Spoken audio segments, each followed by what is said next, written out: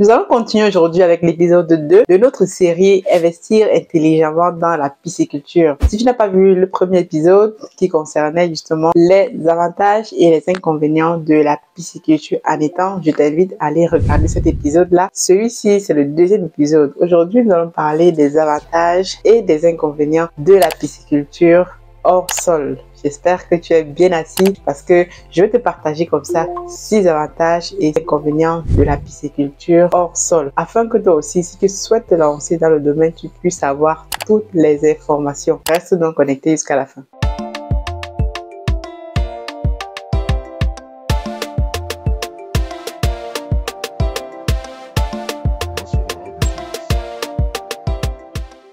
Salut à toi et bienvenue sur Masora Business. Si tu me découvres dans cette vidéo, je m'appelle Aniel Cruzel, je suis ingénieur logiciel, entrepreneur, maman, mais aussi auteur d'un magnifique livre intitulé Investir en Afrique dans la pisciculture. Tu peux aujourd'hui avoir ton livre soit sous la forme digitale ou alors sous la forme papier. À barre de description, tu vas découvrir un formulaire pour commander ton livre papier. Je te l'envoie partout où tu te trouves sur cette planète, mais aussi si tu veux aller plus vite, accélérer le processus, tu peux commander ton livre digital disponible sur notre académie, Aniel et Tatiana Academy. Si tu souhaites donc aller plus loin, implémenter toi aussi ton projet piscicole en Afrique, au Cameroun, particulièrement si tu souhaites aussi, nous avons mis à ta disposition des coachings, des formations disponibles sur l'académie. Tu peux me contacter en inbox, tu peux me contacter aussi par mail à contact@africafoodindustries ou alors sur l'adresse de notre académie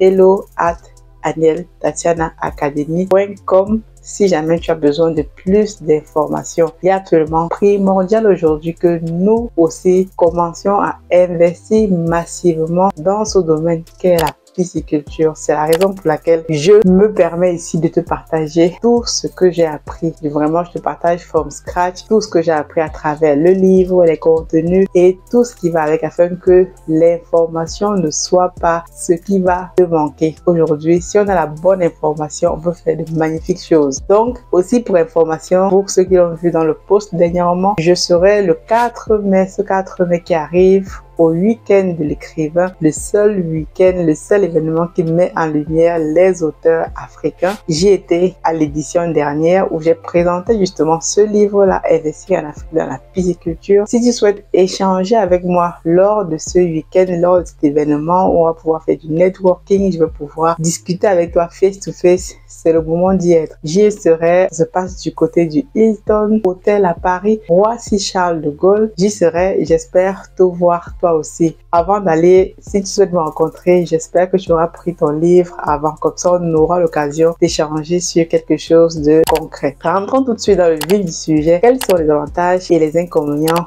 de la pisciculture hors sol? Beaucoup de personnes me contactent actuellement. Aniel, je souhaite me lancer en Afrique, je souhaite lancer mon projet piscicole. Quel type de pisciculture dois-je choisir, hors sol ou en étang? Donc c'est souvent compliqué, raison pour laquelle je me suis dit c'est intéressant de faire ces petites vidéos qui vont te donner quelques informations importantes sur les avantages et les inconvénients de deux types de pisciculture principaux pratiqués actuellement en Afrique, au Cameroun. Après, on a aussi la pisciculture en cage flottante, donc ça c'est autre chose. Je n'y pratique pas encore ça, mais je souhaite te donner l'information maximale sur du hors-sol ou de l'étang compte tenu de nos réalités au pays. Donc, premier avantage ici de la pisciculture hors sol, c'est tout simplement intéressant parce que tu as le contrôle. Beaucoup de personnes, lorsqu'ils me contactent pour de la pisciculture hors sol et tout, me disent non, moi je veux faire que du hors sol, je veux pas faire de l'étang, c'est dans la boue, c'est sale, il faut payer, c'est pénible pour pêcher, pour faire X, Y, Z. C'est vrai, c'est très vrai. Donc le premier avantage aussi, comme je disais, de la pisciculture hors sol, c'est que tu as le contrôle. Donc tu es dans un environnement aseptisé, tu as le contrôle, tu peux voir absolument ce que tu fais. Lorsqu'il y a un problème sur tes poissons, tu peux rapidement intervenir. Donc, tu as vraiment le contrôle visuel en tout cas. Et aussi, comme on va le voir par la suite, tu dois aussi contrôler certains paramètres, notamment qui vont te permettre de savoir si ton eau, parce que l'eau, c'est l'élément clé dans l'élevage.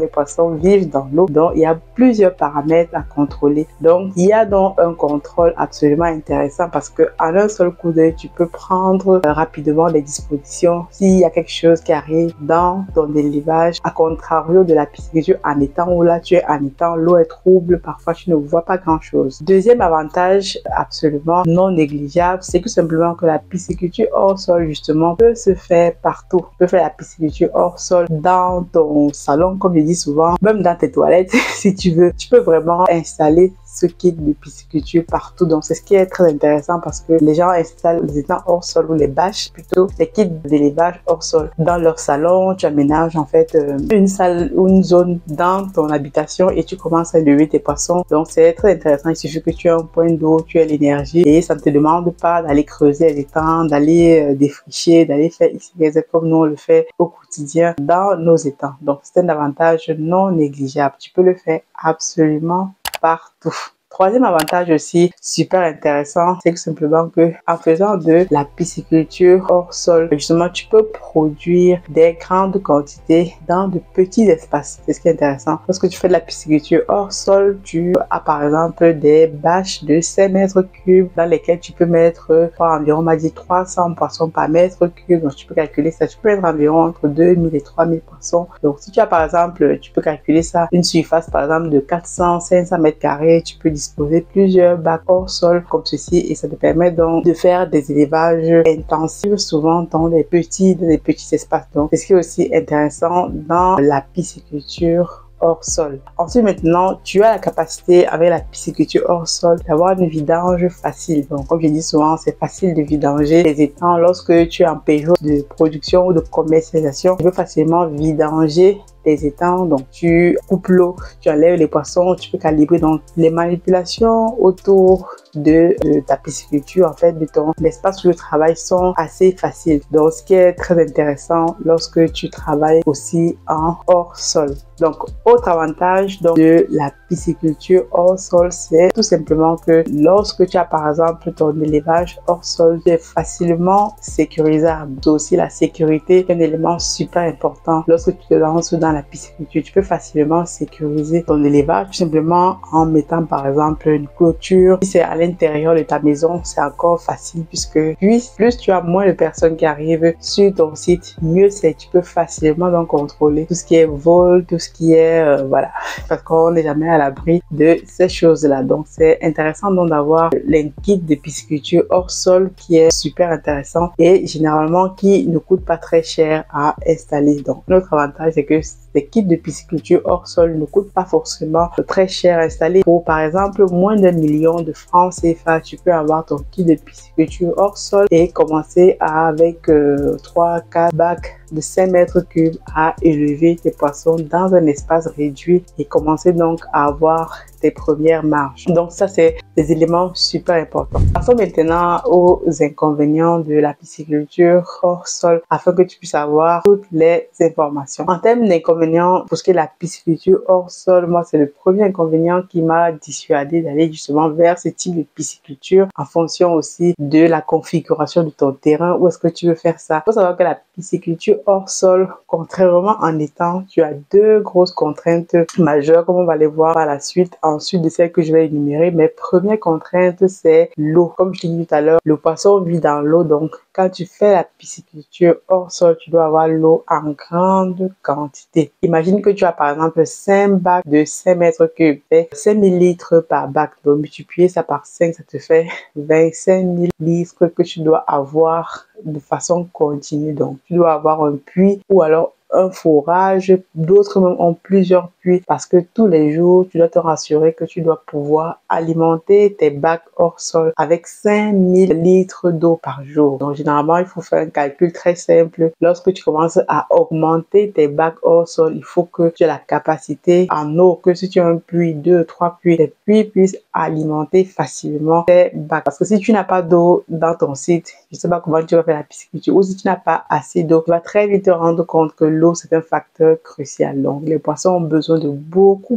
d'eau. Et surtout si tu es dans un système de pisciculture, en fait, un circuit ouvert où l'eau sort, l'eau rentre. D'autres, lorsqu'ils élèvent, par exemple, des poissons chats sont dans un circuit semi-fermé où ils vont garder l'eau pendant quelques jours. Et encore là, il faut que tu aies des équipements qui vont devoir filtrer l'eau, qui vont devoir oxygéner l'eau parce qu'il faut renouveler, en fait, l'oxygène dans l'eau. C'est aussi ça qui permet que ton élevage puisse très bien marcher. Donc, l'eau, c'est un facteur énorme. Deuxième autre inconvénient ici, en plus de l'eau, donc tu as l'énergie. C'est qu'aujourd'hui, dans nos pays, c'est vraiment compliqué cette histoire d'énergie. J'en parle souvent, mais lorsque tu fais un élevage hors sol, c'est la raison pour laquelle moi, au départ, je ne voulais pas me lancer dans cet élevage, surtout de façon intensive, parce qu'il te faut de l'énergie de très bonne qualité et en permanence. Parce que si tu travailles seulement avec un groupe électrogène, tu vas te rendre compte que ça va te coûter très cher. Et tout l'intérêt d'un business, c'est de réduire les coûts de production pour augmenter notamment sa marge. Donc, super important, l'énergie. Si tu n'as pas assez d'énergie sur ton site, généralement, d'autres personnes vont coupler l'énergie de la ville avec un groupe électrogène. C'est un bon mix qui marche aussi bien où tu mets l'énergie de la ville, groupe électrogène solaire ou alors une installation solaire. Ça marche très bien aussi, mais rassure-toi que tu as une énergie assez puissante parce que si tu n'as pas d'énergie, ça va vraiment être très compliqué. Troisième autre inconvénient ici, c'est les équipements. Donc, tu dois acheter des équipements parce que tu dois devoir mesurer un certain nombre de paramètres. Il y a des paramètres comme le pH, l'oxygène dissous, pour notamment lorsque tu élèves les tilapia, l'oxygène dissous est très important. Tu dois mesurer l'ammoniac, tu dois mesurer la température de l'eau, tu dois mesurer tout un nombre de paramètres comme ceci. Et il faut absolument que tu aies des équipements, du matériel qui va permettre non seulement de recycler l'eau, de mesurer ses paramètres, d'avoir même des systèmes d'alerting lorsque par exemple le pH dépasse ou est en dessous d'un certain seuil de taux d'ammoniac, d'azote. Donc toutes ces choses, tous ces paramètres là sont extrêmement importants. N'oublie pas qu'en pisciculture hors sol, tu es dans un milieu aseptisé. Tu n'es pas comme en étant où voilà le poisson, on recrée à peu près l'environnement naturel du poisson. Donc ce qui fait que tous ces paramètres là, tu peux plus ou moins ne pas trop les regarder, mais dans un système hors sol, il faut vraiment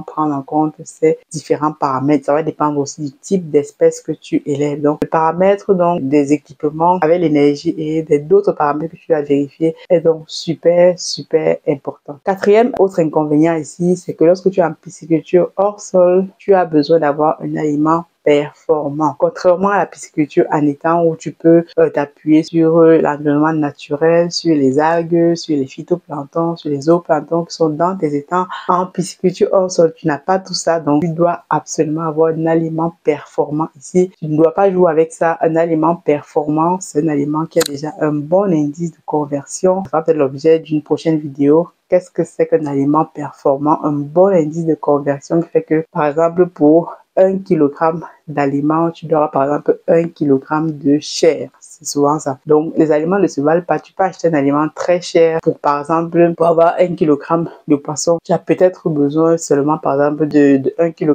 d'aliments. D'autres aliments moins performants, tu auras peut-être besoin de 2 kg d'aliments pour atteindre 1 kg de poisson. Mais il faut vraiment regarder ça. Et tous les vendeurs d'aliments ont souvent une fiche technique. Demandez toujours la fiche technique des aliments afin de regarder quel est l'indice de conversion. L'indice de conversion va pouvoir te rendre compte si cet aliment-là est vraiment pour toi rentable ou pas. Tu peux acheter plusieurs sortes d'aliments, mais cet aliment n'est pas performant et tes poissons restent nains et ne grandissent jamais. J'ai eu déjà affaire à ce type d'expérience. Cinquième autre inconvénient ici, c'est simplement lorsque tu as en pisciculture hors sol, tu as besoin d'avoir une compétence, un technicien vraiment excellent et compétent parce que comme je t'ai dit en amont, tu as beaucoup de paramètres à vérifier. Tu as l'eau, tu as les paramètres, tu as l'énergie. Donc, il te faut vraiment quelqu'un qui comprend ce qu'il fait, quelqu'un qui a déjà fait ça et qui a vraiment dans une dynamique de te permettre d'être performant dans ton élevage. Si tu as un technicien qui est juste en train de venir blaguer, de jouer, tu risques très vite de te rendre compte que ça ne marche pas, que tes poissons ne grandissent pas comme il faut. Donc, raison pour laquelle il faut bien te former, bien te renseigner auprès des personnes qui font déjà ça, amener des techniciens compétents, n'hésite pas à changer, à faire des contre-expertises, c'est super important. Autre inconvénient non négligeable, c'est tout simplement la gestion de l'eau, la gestion des eaux usées. Beaucoup de personnes font la pisciculture en Afrique, mais ne savent pas comment ils vont gérer ces eaux usées. D'autres vont le jeter dans la nature, ce qui est totalement dommage parce que c'est de la pollution. N'oublie pas que cette eau est très chargée en ammoniac et ce n'est pas bon de le déverser comme ça dans la nature. Donc ça, c'est de la pollution. Donc il faut réfléchir à un système de dépollution de cette eau-là. C'est une eau qui est très riche en ammoniac et riche, donc c'est un engrais naturel. Donc tu peux coupler cette pisciculture avec de l'agriculture, avoir des plantes que tu arroses. Nous, c'est ce qu'on est en train de faire justement sur notre site parce qu'on a eu justement une visite des gens du ministère de l'eau et de l'énergie qui nous ont justement dit qu'il fallait voir, même si on est en étang, il fallait permettre à cette eau de décanter, d'enlever toutes les matières, on va dire, un peu nocives et d'utiliser cette eau-là pour arroser les plantes. Au lieu juste de là, nous, on la faisait circuler dans la nature. Mais pour ce qui est de la pisciculture hors sol, généralement, ce que font les pisciculteurs, lorsqu'ils vont vider tout leur bac, ils vont déverser l'eau dans la nature, dans des rigoles. Donc, ce n'est pas vraiment la chose à faire. Je sais que dans d'autres pays, c'est compliqué. Il faut réfléchir à cette option. Comment est-ce que tu vas faire pour te débarrasser de tes eaux usées? Donc, j'espère que c'est une vidéo qui a fait sens pour toi. Si c'est le cas, tu me le dis en commentaire. Le but pour moi ici, c'est de t'apporter la bonne information. Comme je disais, il n'y a pas de mauvaise ou de bon système de pisciculture. Examine tes conditions, tes paramètres et choisis le mode de pisciculture qui sera cohérent avec tes objectifs de production, mais surtout ton site piscicole. Dis-moi ce que tu penses donc de tout ceci. Je t'attends dans les commentaires. À très bientôt. God bless.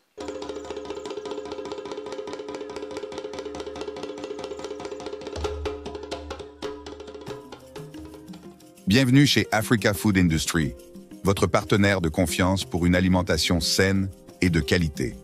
Situé au Cameroun en périphérie de Yaoundé, notre site de production en pleine nature est dédié à l'élevage, à la production et à la transformation responsable des poissons les plus frais.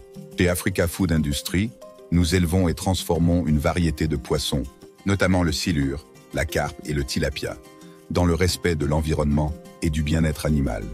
Nos processus d'élevage rigoureux garantissent que chaque poisson est traité avec le plus grand soin, du moment de la capture à son arrivée sur votre table. Découvrez notre large gamme de produits finis, des filets de poissons frais aux délicieuses conserves de carpe de silure et de tilapia, prêts à satisfaire les palais les plus exigeants. Pour des produits de qualité supérieure, faites confiance à Africa Food Industry. Contactez-nous dès aujourd'hui pour en savoir plus. Africa Food Industry, nourrir le monde, une bouchée à la fois.